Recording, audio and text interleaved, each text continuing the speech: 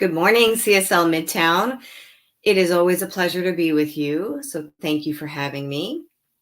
So as you know, Dr. Bob and Judy already mentioned today, our theme this month is all about great expectations and expecting our good. Now, around here in Centers for Spiritual Living and in New Thought in general, we throw out phrases like that a lot. We say things like, always expect the good, affirm good things, seek the good, contemplate the good. There is an infinite power for good. Have great expectations of good. There's so much talk in this teaching centered around this word, good.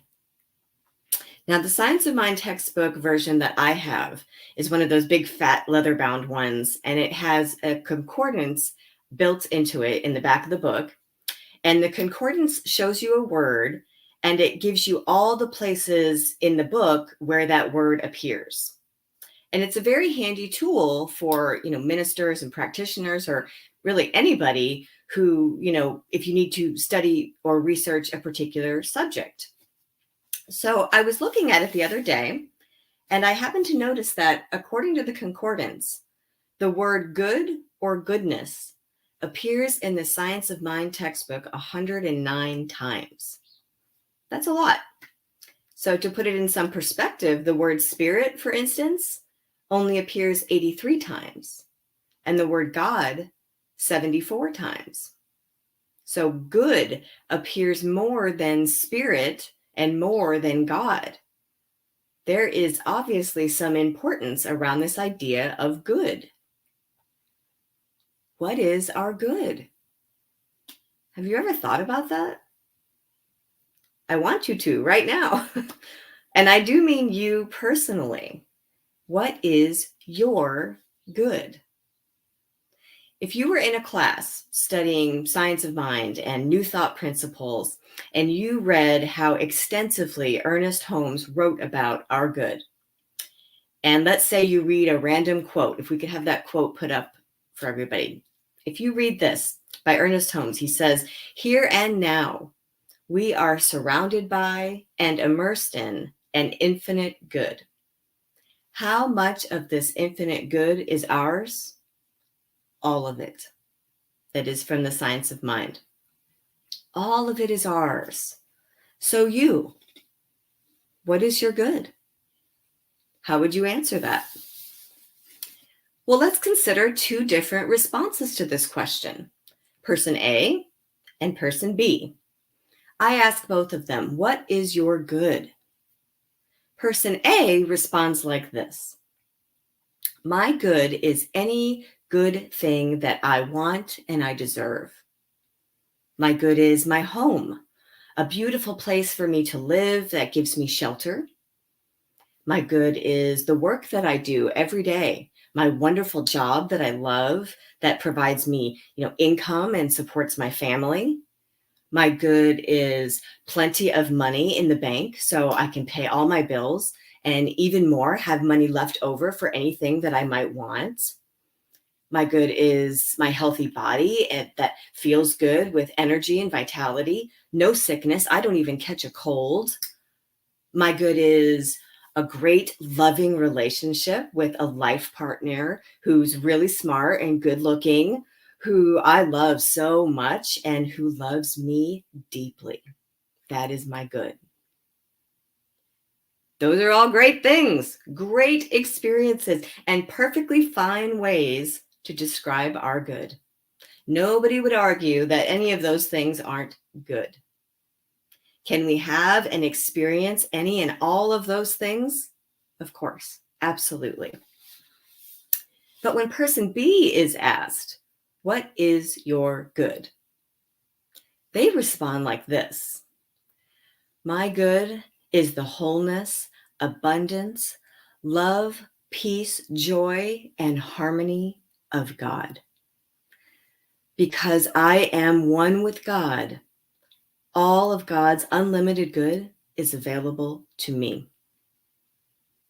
Full stop. That is also a great way to describe our good. It is a slightly different way of explaining our good. It's a less specific way, right? They're both right. They're both describing our good. And I'm not suggesting that one is necessarily right and the other is wrong, but I'm very intrigued by the use of language. Because ideally, we want to really understand this and learn how to do this efficiently and effectively. How to speak of our good in a way that draws it near to us. How to affirm our desired good. How to go about expecting our desires to come into fruition in manifest form. Now, you've heard me talk before about Nona Brooks, one of the founders of Divine Science. And I read a sermon recently by her that had been turned into a published article. And the title of the article was called, Why We Should Not Formulate Our Desires. And this is really what she was referencing, the way we go about praying, affirming, and expecting our good. Formulation, she said, is about self-centeredness. It's about human, ego-based desire and perceived need. Formulation is about specifics. Person A, when they were discussing their good, they were pretty specific. They were specific and particular about what they wanted. They were formulating, right? It was a house, a job. Their good was money. Their good was a relationship. Those are all outward human type good things and good experiences that we might want. Nona Brooks believed that the great principle underlying all prayer and the attainment of our good is to affirm the general, never the particular. Affirm the general, never the particular. What I think she means by the general is God's good, the ideas and concepts that are best for all, not just each of us individually. Person B was kind of vague and general in describing their good. They used words that I refer to as the God words, words like wholeness, abundance, love, peace, joy, and harmony. God's good is general and vague because it is universal for all. I find this fascinating to think about. I think it makes sense that it is more effective, more efficient to affirm our good from the place of God's understanding of good, rather than from our own human perspective of good. We know that it is our unity, our oneness, our living in alignment with God and God's principles that reveals our good to us. There's a lovely quote from Nona Brooks in that article that says, "To be, not to get, is the true aspiration." So in other words, I don't want to get something necessarily. I want to be the divine quality of that something. So let's expound on this with some examples that might bring this to life for us. In that article I mentioned, Nona Brooks gave an example of desiring money for our good, which is very common. That's what person A said was part of their good. And so she told this great story of a very faithful couple who desperately needed $500 for an obligation. Now, this was back in the early 1900s, so that would have been a tremendous amount of money. It still feels like a tremendous amount of money to me.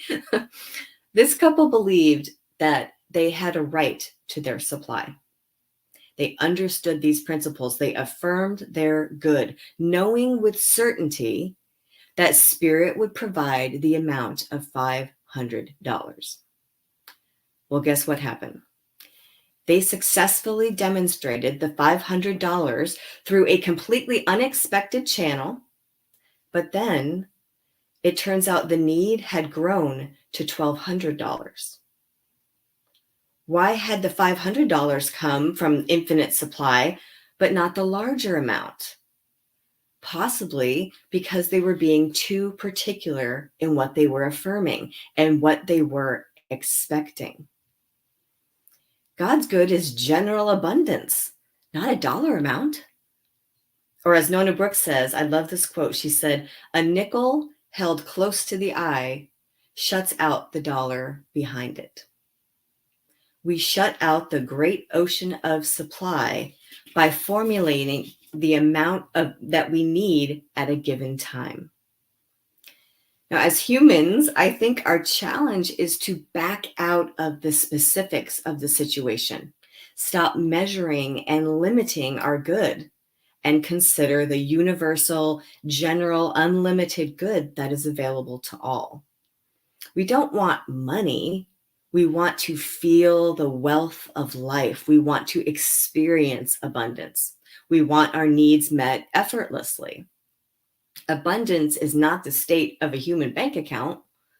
It's a state of mind, and it can be our expectation. Let's use the example of health. Person A talked about a healthy body being their good. Often we want one specific ailment or one sick body part that's troubling us to be healed. We think our good is, for our aching back to feel better or for our blood pressure to get under control.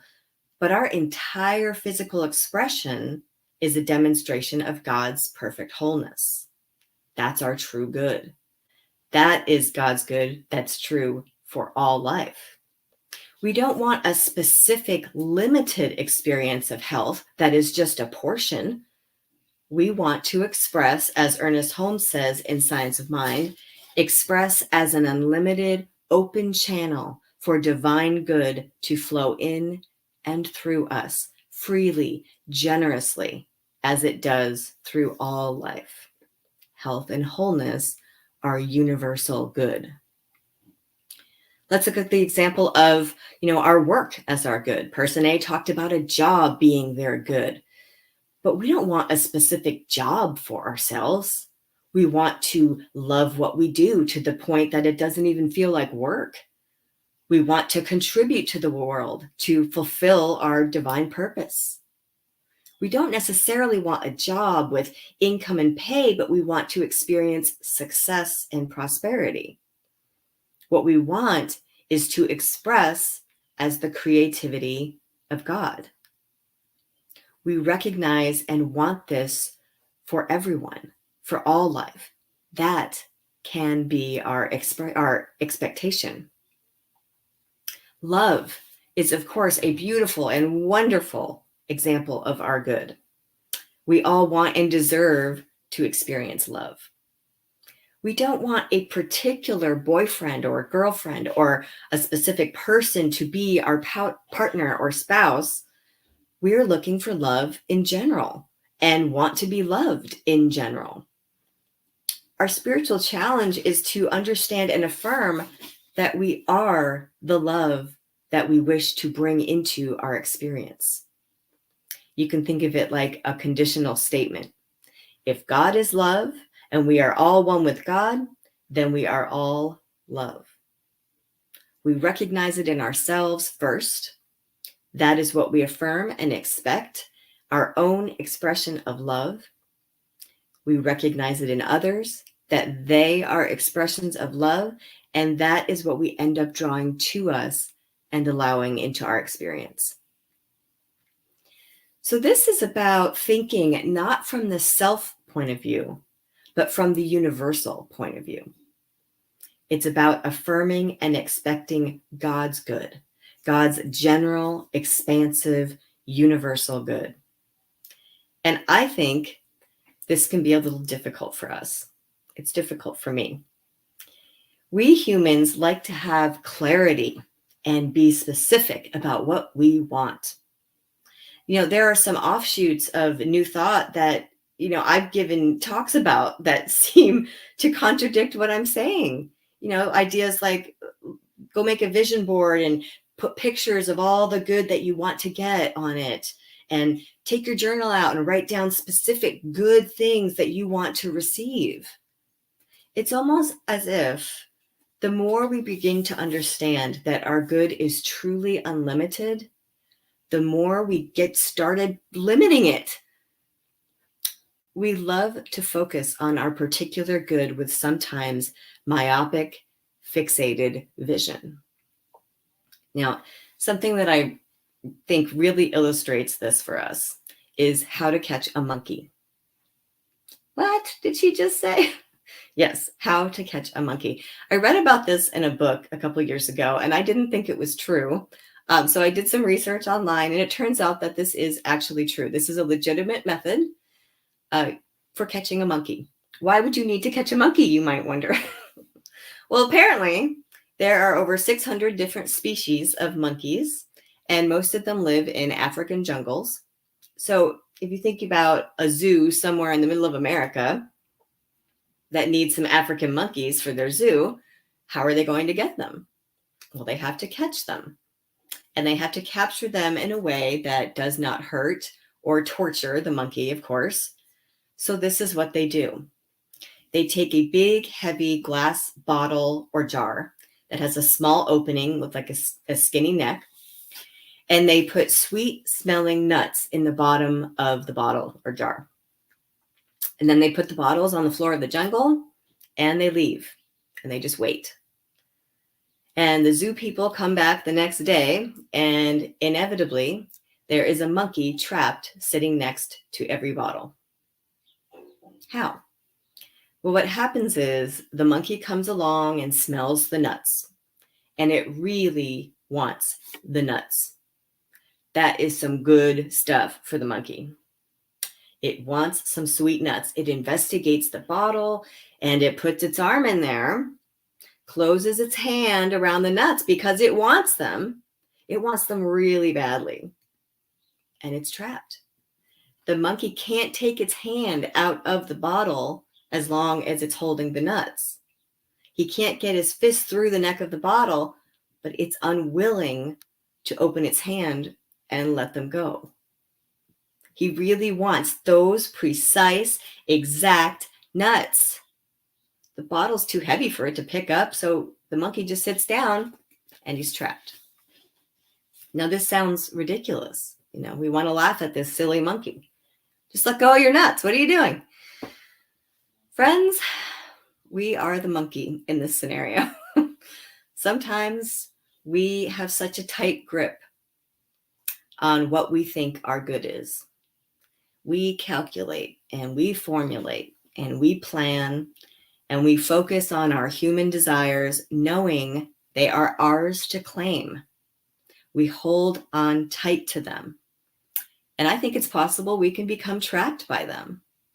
We just don't want to let go of what we think is our good. So this is our call to action today. Our takeaway to try. Let's try affirming and expecting our infinite good generally, not specifically. It's God's good. It's not even about the words we're affirming necessarily.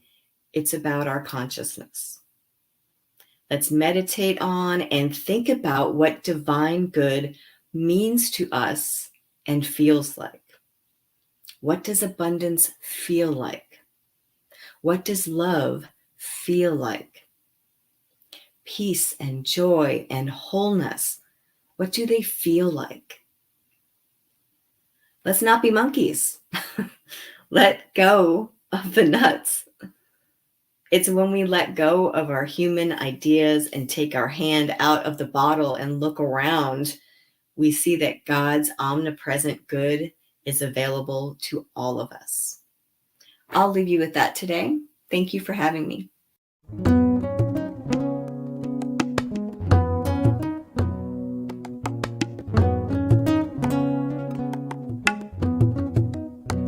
I do believe I will receive.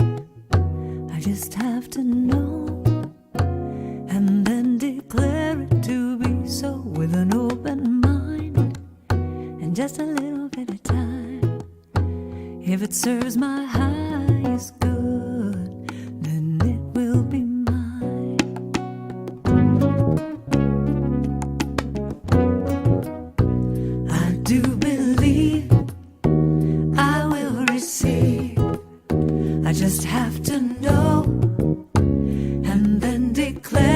to be so, with an open mind and just a little bit of time. If it serves my highest good, then it will be mine.